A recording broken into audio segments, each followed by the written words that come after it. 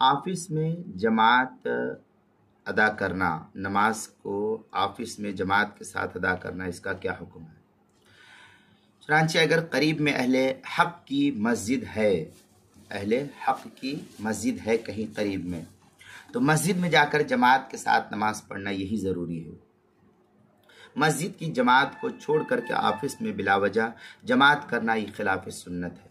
اور مسجد چھوڑنے کا بھی اس صورت میں انسان کو گناہ ہوتا ہے۔ چنانچہ اس سلسلے میں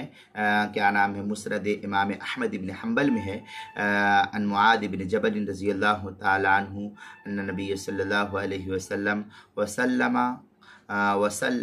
صلی اللہ علیہ وسلم قال ان الشیطان ذئب الانسان کا ذئب الغنم یاخذ الشاة، اس طریقے کے آگے عبارت ہے وعلیکم بالجماع والعامہ والمسجد، اس طریقے کی عبارت مسند امام احمد بن حنبل 6 جلد صفحہ 307 جو دار احیاء التراث العربی بیروت کا چھپا ہوا نسخہ ہے اس کے اندر۔ اسی طریقے سے مشکات المصابیح میں ہے وعن ابن مسعود رضی اللہ تعالی عنہ ان النبی صلی اللہ علیہ وسلم قال لقوم يتخلفون عن الجمعة لقد هممت ان آمر رجلا يصلي بالناس ثم احرق على رجال يتخلفون، اس طریقے کی عبارت جو ہے مسلم شریف کی مشکات المصابیح کے اندر نقل کیا، پہلی جلد صفحہ 121،